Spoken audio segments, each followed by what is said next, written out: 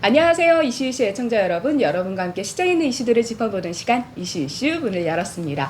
지난주에 저희가 방송을 쉬었는데요. 어떤 분들께서는 또 저희가 사전에 공지한 거를 보셨지만 또 못 보신 분들도 계셔가지고 방송을 많이 기다렸다라고 해주셨더라고요.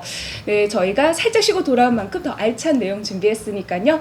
연휴를 기다리고 있는 우리 증시 마무리 상황 그리고 앞으로 8월 15일 이후 장세 짚어보도록 하겠습니다. 자, 오늘도 무구 선생님과 함께 할게요. 선생님 안녕하세요. 네, 안녕하세요. 선생님 지난주에 제가 너무 아파서 좀 셨어요. 다 났어요? 아직 목이 좀 덜 들어오고 기침이 나서 혹시 오늘 방송 중에 제가 좀 목이 잠기거나 기침을 해도 조금만 이해를 해주시면 좋겠습니다. 처음 목소리 들었을 때 누구세요 했어요. 저도 깜짝 놀랐어요. 넌 누구냐? 내 목소리에. 그래서 혹시 오늘도 그냥 방송을 쉴까 하는 생각이 좀 있었거든요. 근데 저희 방송 너무 찾아주시는 분들이 있으니까 좀 목 상태가 평소보다 좋지 않아도 방송을 하기로 결정을 했어요. 그러니까 조금만 양해 부탁드릴게요. 근데 선생님 지난주 방송을 쉬면서 너무 아까웠던 게 와, 지난주에 꼭 방송을 했어야 됐다 싶을 만큼 시장이 우리의 종목들이 잘 갔어요. 물론 선생님께서 카페에 해당 내용들 전략도 사전에 올려주시고 뭐 하셨더라고요. 나 홀로 이슈? 그래매 제가 혹시 여러분들 서운하실까봐 선생님 하시라고 했는데 또 거기 통해서도 많은 분들이 인사이트 얻으셨을 것 같아요. 자, 선생님 일단 뭐부터 얘기를 해야 될지 모르겠어요. 우리 종목 엄청 잘 갔죠? 어떻게 보셨나요 이번 한 주? 일단 우리의 종목이 잘 가니까 일단 다행이고 오늘 좀 기대한 게 있었어요. 이재용 부회장 사면. 예. 그래서 근데 사면 복권 특별 복권만 됐는데 그 재료가 나오자마자 삼성 마이너스 플러스 됐지만 치고 나가지 못하고 파생 쪽에서 외국인이 계속 매도하네. 매도를요? 예. 외국인이 매도한다는 거는 지금까지 시장을 끌어올렸던 외국인들이 자금이 빠져나간다는 거니까 하방의 가능성이 열려있다고 해석을 해야 되지 않을까요? 아니 그러니까 삼성전자 매수하고 네. 그 다음에 이걸 합성을 뭔가 파생 쪽에서 마이너스 매도한 거를 이제 청산하는 것 같아요. 7월 6일부터 삼성전자 산 거를 3, 4일 전부터 이걸 매도하는 거야. 삼성전자 매도. 여기에 하나의 기준은 칩4 이 반도체 동맹 여기서 뭔가 마이너스 에너지가 나오고 우리가 모르는 독소 조항이 있는지 아니면 시장이 이 아시아권에 움직이는 쪽이 약간 블랙록 중국 에너지니까 니네도 거기 들어가면 내가 이거 팔 거야 라고 지금 이걸 청산하는 건지 그 색깔은 분명하지 않지만 일단 삼성전자 매도에 그 파생 시장에서 합성 환매수가 들어갑니다. 선생님 우리가 지금 시장 상황 한 주 동안 좀 정리를 해보고 이걸 기반으로 앞으로 어떻게 나아갈지 좀 보면 좋을 것 같아요. 근데 이재용 부회장 사면 복권에 대한 기대감이 있었는데 사실 삼성전자가 그렇게 막 강하게 오르진 않았어요. 그동안. 뭐 올라서 조금 올라서 겨우 뭐 6만 전자 터치를 했는데 외국인들도 그러면 이번에 사면될 가능성이 그리 크지 않았다라고 본 걸까요? 아니 그냥 사면보다 그 우위의 전략으로 매도를 결정한 것 같아. 그 외의 전략? 예, 그 위의 전략? 어떤 그러니까 전략이요? 미국과 중국의 반도체 그리고 이 칩과 동맹 이게 그 우리나라의 대장인 삼성전자가 마이너스적인 생각을 하는 것 같아요. 그러니까 삼성전자의 물론 CEO 리스크 이런 개별적인 이슈가 아니라 반도체 업황 전체적으로 보고 그거에 대해서 외국인들이 크게 기대를 하지 않았다. 지금 상황이 좀 그렇다라는 말씀이시네요. 그러니까 나쁘다고 본 것보다 간단히 예를 들어서 이때부터 이상하잖아요. 8월 5일부터 59만 주, 28만 주 이때가 이제 380만 주, 190만 주, 200만 주 외국인은 이번 주 내내 매도를 했네요. 지난 금요일부터. 아니 그리고 그 간단히 예를 들어서 그 CPI가 서프라이즈 수준으로 나왔는데도 때려. 그러니까 그리고 오늘 사면 복권 됐는데도 때려. 그러면 이거는 이 시장이 정답이라는 얘기지. 그러면 선생님 이제 코스피가 2,500선까지 막 올라왔는데 조정의 가능성이 있다라고 들리거든요. 그러니까 이제 우리 시장은 삼성전자, SK하이닉스하고 현대차, 기아 이런 것들이 올라가지 않으면 인덱스는 탄력적이지 못해요. 그러면 내가 고민이 지금 8월 15일부터 추석이 좀 가까워요. 9월 그리고 9월 8일이 선물옵션 동시마 그때까지는 내가 이렇게 보는 우리 4등분 법칙에 요번에 257포인트 선물을 30포인트 올렸어. 그리고 시작점이 7월 13, 14일에 CPI 9.1 발표하면서 오히려 공포지만 그때부터 시작한 거야. 그리고 우리의 종목이 그때부터 날아가기 시작한 거고. 그런데 이제 지수는 그때 우리가 330과 2,500은 볼 것 같다. 그게 완성됐어. 330 어저께 야간 선물이 332.5 종합주가 고점이 2,533. 그럴 때 나는 반이 어딘가 딱 보는 거야. 오름폭의 반. 오름폭의 반. 2,400, 그러니까 2,400과 선물이 그러니까 320 정도. 다시요. 종합주가 지수 2,400선, 선물은 그러니까 요거가 15포인트니까 15를 더하면 316. 316. 선물이 종합주가 지수는 2,400. 2,400. 그러면 선물이 315와 그 다음에 종합주가 2,400을 깨면 이건 삼성전자가 또 다시 6만전자 이번 저점이 59,000원이거든. 이걸 깬다는 얘기야. 근데 선생님, 사면 복권에서 이게 좀 짚어보니까 사면은 아니고 복권만 됐다라고 하잖아요. 그게 어쨌든 복권이 되면은 경영활동에 참여를 할 수 있는 건데 뭐 큰 차이가 있을까요? 뭐 어떤 의미로 일단 해석을 해야 될까요? 일단 죄는 있지만 일은 해라. 그러니까 뭐 이런 건가? 아니 이걸 조금 좀 지저분 얘기일 수 있겠지만 그러니까 큰 걸 보고 뒤처리 잘못한 좀 뭔가 남아있는 찝찝한 느낌. 그런 느낌. 그래서 오히려 DB하이텍이 오히려 더 급등하는. 근데 선생님 그것도 이해가 안 돼요. 이게 연골고리가 잘 안 되지. 예, 왜냐면 삼성전자 관련해서 DB하이텍이 삼성전자 1, 2% 갈 때 그거는 10%, 20% 간다. 그럼 같은 방향성을 가지고 있는 건데 삼성전자는 오히려 매도 에너지가 같이 있지만 DB하이텍이 상승한다? 이게 어떻게 업황으로 간다는 얘기 아니야. 그러니까. 개별 종목? 그러니까 지금 시장의 논리가 3, 4분기가 반도체가 더 나쁘다는 에너지가 더 지배하고 있고 첫 번째. 두 번째로는 미국 그러니까 이제 이재용 부회장이 이제 복권돼서 이제 새로운 게 안 나오면 그러니까 뭔가 M&A를 한다거나 뭔가 대규모 투자를 한다거나 그런데 그게 좀 찝찝해갖고 바로 활동적이지 않을 것 같아요. 그래서 대충 분위기가 연말이나 내년도에 그러니까 이게 속도가 어떻게 나려면 사면 복권 됐어. 바로 회장 뭐 10월 달에 등극을 하시고. 근데 사면은 아니잖아요. 복권만 된 거죠. 그러니까 그런데 이사회 참여해서 회장으로 등극할 수가 있어 이제는. 복권이 됐기 때문에. 그런데 시장에서는 어떤 논리냐면 아직도 눈치 보기 들어가고 그 다음에 미국과 중국의 이 갈등 구조 속에 아직까지 세부 디테일한 거는 간단히 얘기해서 그 칩보 회담을 이게 2달 걸려. 거기에서 독소 조항이 있는지 없는지 또 들여다봐야 돼. 그것 때까지는 그래서 그러니까 마이크론을 메이드 인 아메리카를 만들겠다는 얘기는 이거는 1, 2등 삼성전자 SK하이닉스가 독점하고 있는데 3등을 지배력 하면 이 3등이 어떻게 돼? 1, 2등이. 그러니까 SK하이닉스가 치명타를 맞을 수가 있거든.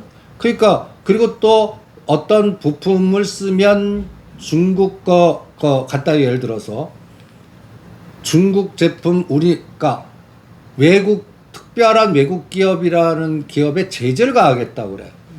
거기에 우리나라도 또 들어갈 수가 있어. 이게 아직도 교통 정리가 안 된 거예요. 그러니까 우리나라 국익의 플러스 마이너스가 어떻게 교통 정리가 되는지 확인하는데 2-3달. 그러니까 시장 흐름은 외국 거도 안 될 것 같고 그러면 뭐가 파운더리나 이런 부분에 대해서 간단히 얘기해서 우리 한국 기업에서 먼저 선정을 하는 게 아닐까라는 게 오늘 DB하이텍 에너지가 나옵니다.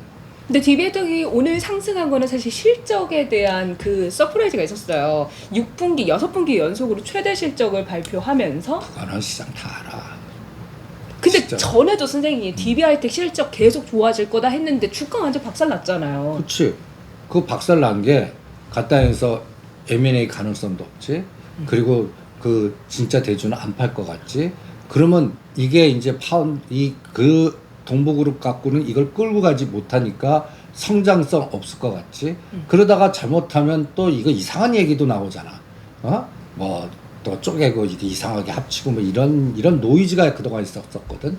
그런데 오늘 시장의 기대감은 실적 플러스 이제 살짝 뭐 예를 들어서 삼성에서 또 DB 쪽이 놀랄 카드를 하나 주면 그럼 저 기업은 어쩔 수 없다고 자기네들이 끌고 갈 수가 없고 돈이 그 몇십 조가 필요한 비즈니스 툴이거든 이게.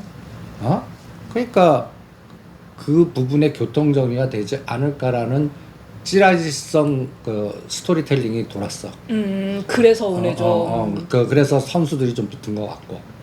그 다음에 또 이 부분이 또 중요해. 어떤 부분이죠?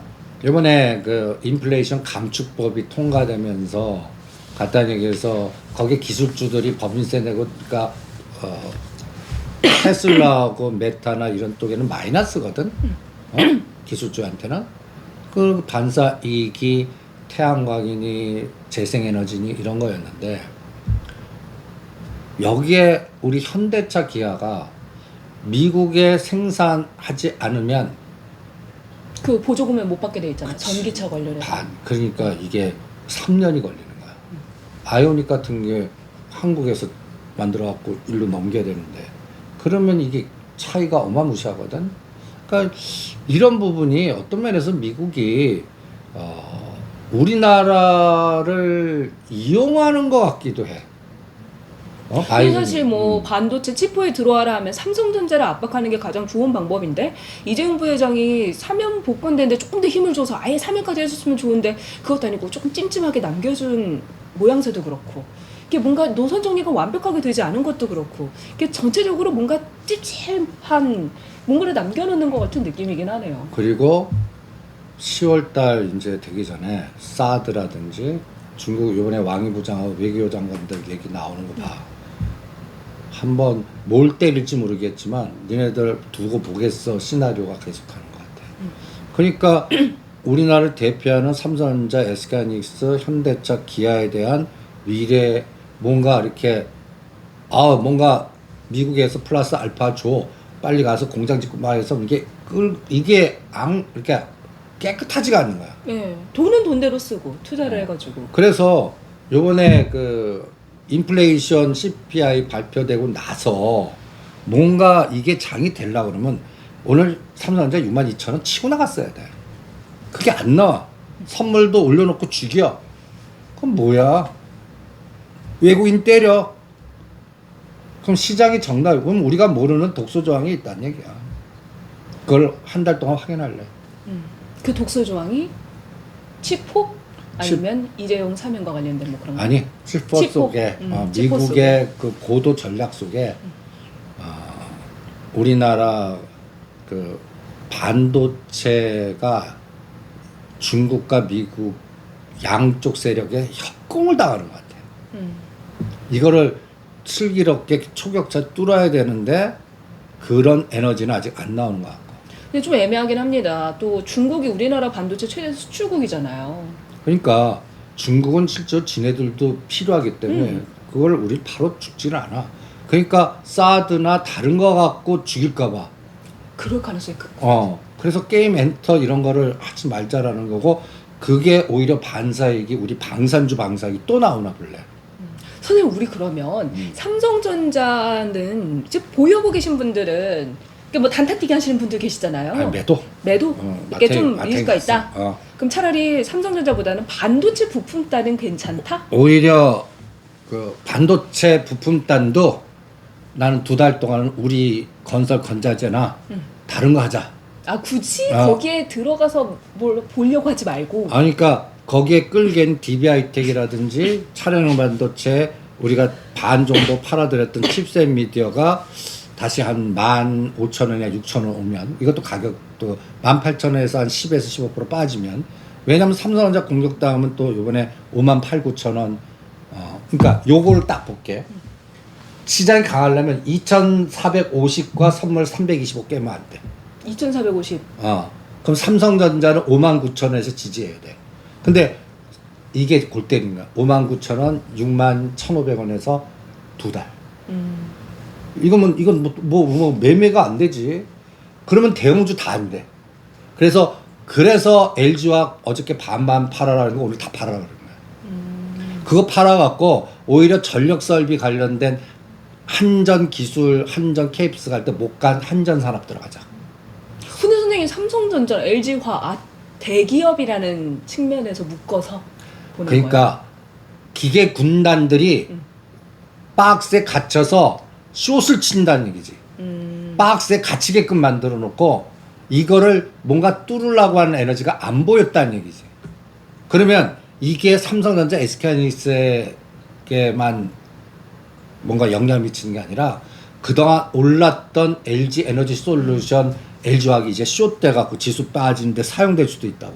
그러니까 대형주를 전체적으로 숏에 묶어서 사용할 수 있기 때문에 수익 난 거는 그때 챙기고 다시 시장을 그때 상황에 맞춰서 봐야 된다. 그러니까 9월 만기 때까지 간단히 예를 들어서 2,400과 작은 박스는 2,450, 2,550. 2,450, 2,550. 큰 박스는 100포인트네요? 예.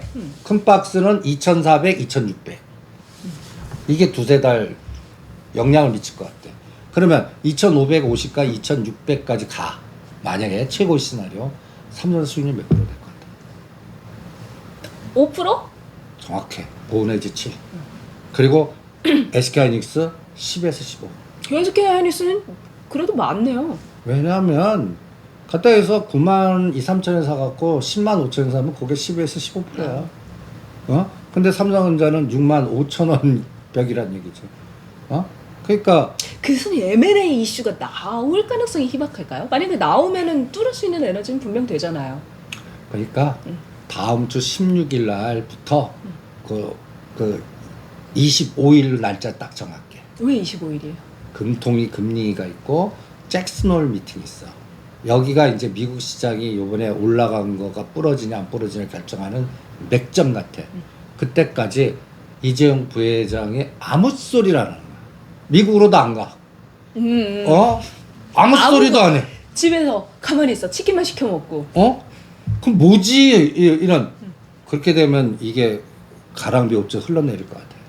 그러니까 그 전까지는 뭐가 나와야 한다. 나와야 돼. 그거를 이게 사면복권이 그냥 갑자기 서프라이즈겠어?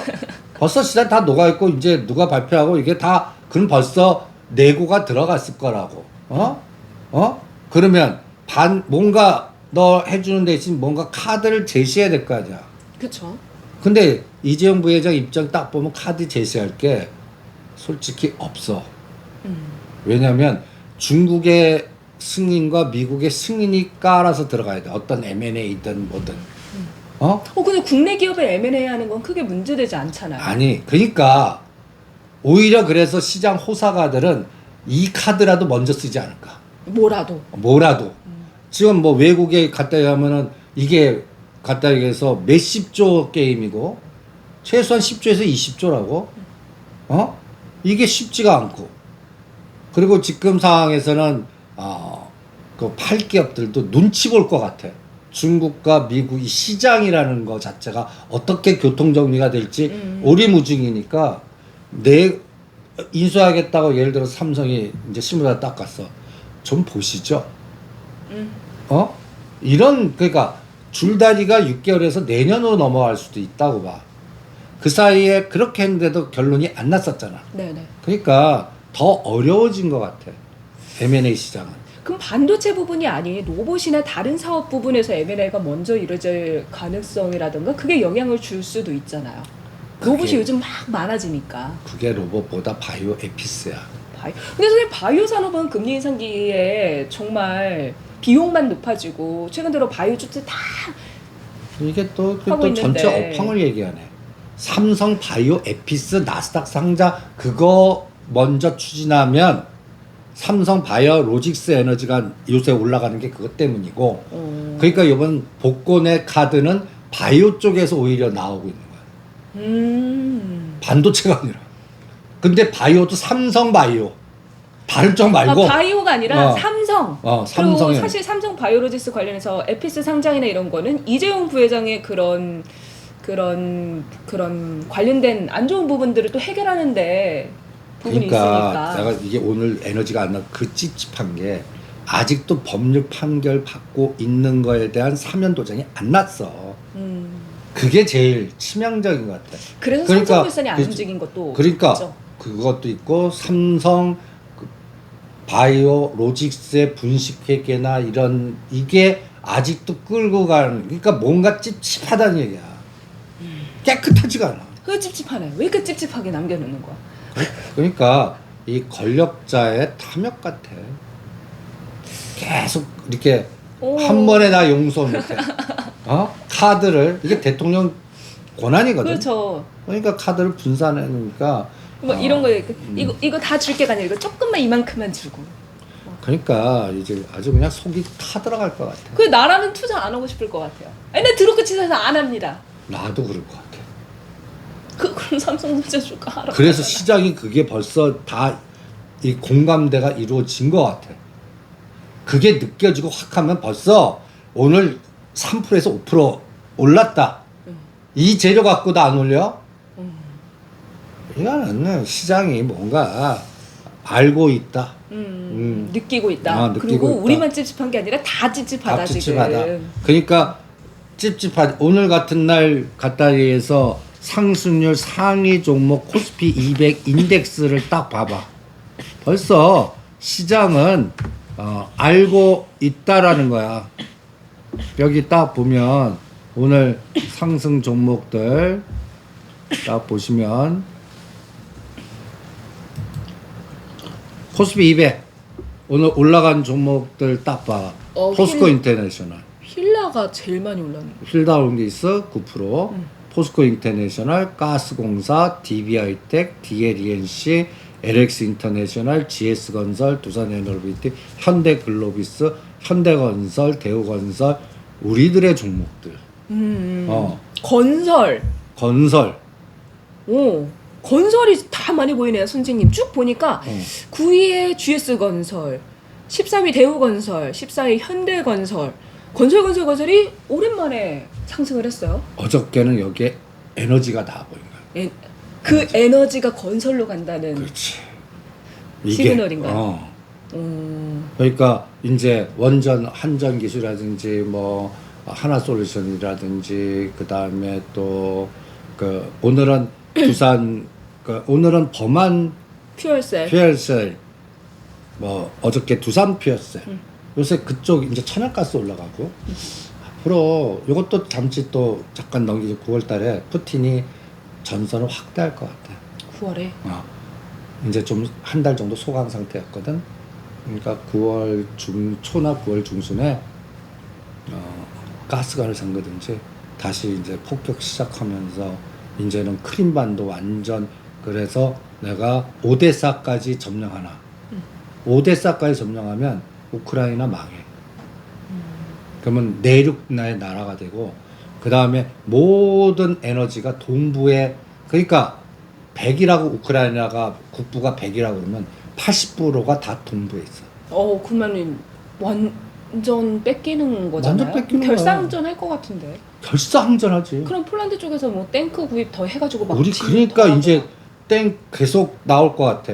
헝거리도 나올 것 같고. 그 전에 우리 탱크 얘기하는 거 조금 이따가 하고 범한 퓨얼셀 같은 거 말씀하신 게 미국의 인플레 간축 법안 연내 시행된다라는 거와 관련해서 또 해당 종목들이 상승을 했습니다. 살짝 정리를 해드리자면 기후변화에 대응하기 위해서 의료비 지원, 법인세 인상 등 장기적인 친환경 정책을 하는 게 인플레이션 감축 법안인데요. 법안 중에 친환경 관련 예산이 3,690억 달러, 2030년까지 온실가스 배출량을 40% 절감하는 게 목표다라는 얘기가 나오면서 미국 역사상 단일 규모로 가장 큰 기후 입법안이기 때문에 관련 종목들이 상승을 했습니다.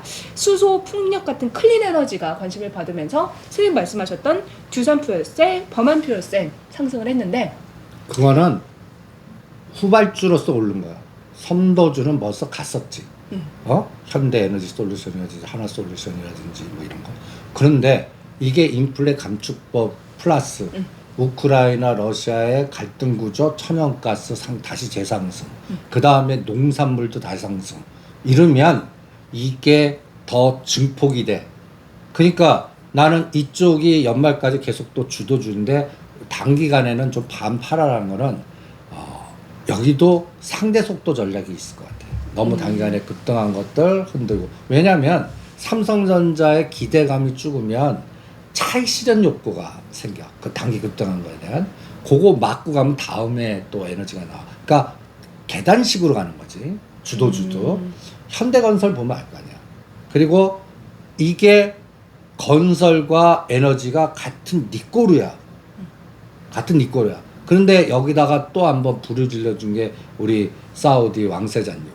빈살만. 11월 달에 온다고 그러잖아. 이것도 우리가 그렇게 사라고 35,000원, 8,000원, 4만원에서는 무조건 사십시오 했던 현대건설 사람들 그때는 별로 사고 싶지 않다가 요새 4만 7, 8천에 막 사는 이유가 뭐야?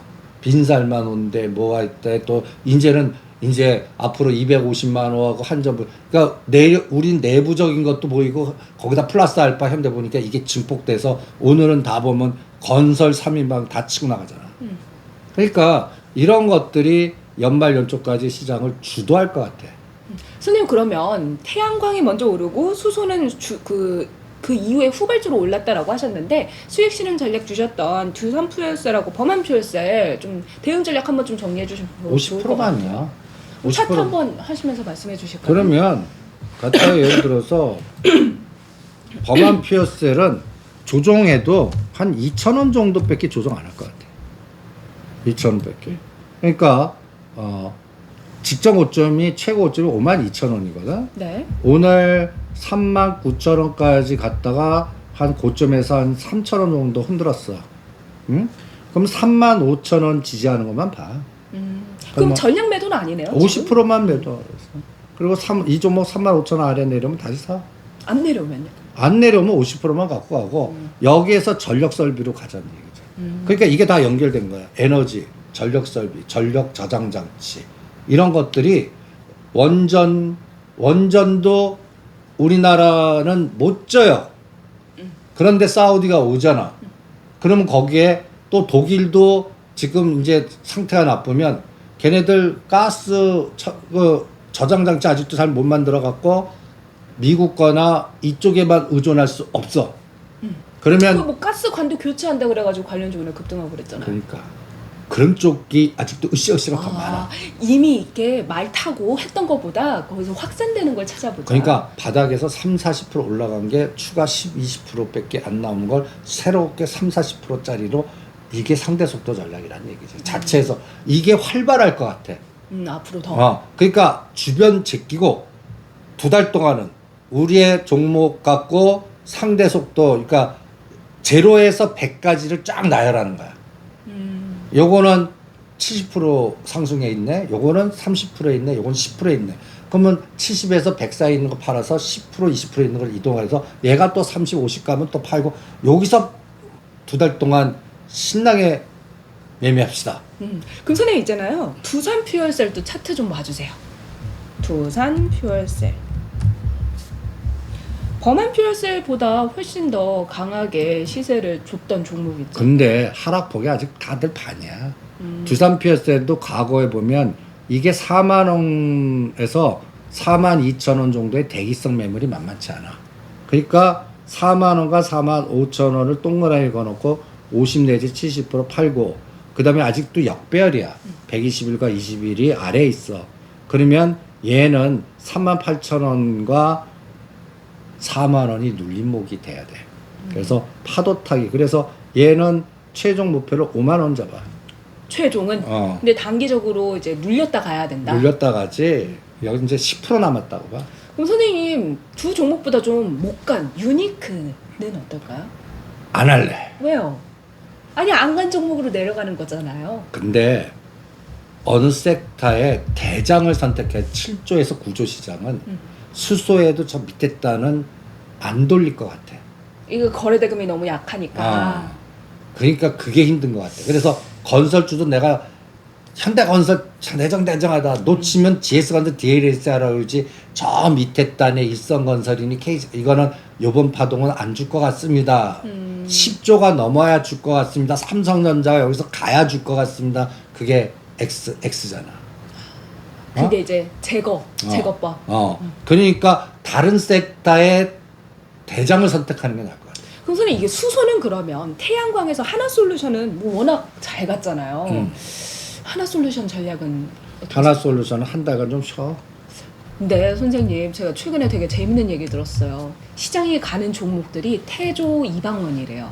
그러니까 그런 단어가 나오면 끝이야? 먹을 거 없어 그죠. 그 단어 항상 기억해봐. 그 단어 나와서 태조 그래서 조선제 대우조선해양 22,000원 오늘 반 팔으라고 그런 거야. 태양광. 태양광. 하나솔루션 그 사지 말라고 하시는 그러니까 거예요. 벌써 그거 32,000원에서 35,000원 했어야지. 근데 이상하게 요즘 시장이 가는 놈이 더 가니까 내가 좀 약간 안 타면 소외받는 것 같고 타자니 내가 고점인 것 같고. 그러니까 지금 35,000원 아래에서 안 보인 분이 46,000원에 보이면 그 10%는 이렇게 그러니까 이게 원형 천정형 안 떨어지면서 여기서 이렇게 근데 이게 천장형하다 마지막에 이렇게 빠지잖아요. 그럴까 봐. 그러면 요거에서 사람 욕심이 내가 46,000원 들어왔어. 5만 원 근처 가도 안 팔아. 더 갈 것 같아. 일단 뚫으면 팔아야지. 뚫으면 팔아야지. 근데 49,000원에서 찍고 다시 내가 산 단가에서 10% 다시 투매 나오면 그러면 3개월에서 5개월 간다. 이것 때문에 3개월에서 5개월 가고 딴 거 놓치는 거야. 그러니까 지금 당 7조 9조 시장에서는 2만 원 에너지 감지 덕지야. 그러니까 벌써 해인, 현대 에버다임, 하나솔루션, 현대에너지솔루션 나는 해먹었다라고 봐. 신성 ENG는 어때요?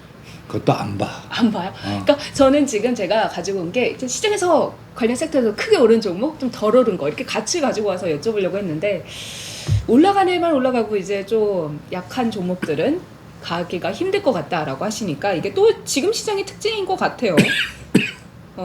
그럼 선생님 건설주로 가야 된다. 이제 우리 시장은 우리의 종목으로 물이 들어왔다라고 하셨잖아요. 근데 이 건설주가 지금 전체적으로 가지 않고 현대건설에 좀 집중된 모습을 보여주고 있어요. 그러니까 아직 끝이 아니란 얘기지. 건설 관련돼서 뭔가 말이 나오지 않은 것도 있으니까. 그러니까 건설 쪽에서 이제 태조 이마건 같은 단어가 나와야지. 건설은 뭐가 있을까? 그러니까 이제 16일, 그러니까 그거는 9월에서 10월 달 나올 것 같아. 빈 살만이 와야 나올 것 같아. 빈살만. 그러면 뭐 지금 잠정적으로는 제2의 중동붐 뭐 해서 왕자의 난 뭐 이렇게. 근데 선생님, 선생님이 워낙 대외적인 관계를 잘 짚어주시니까.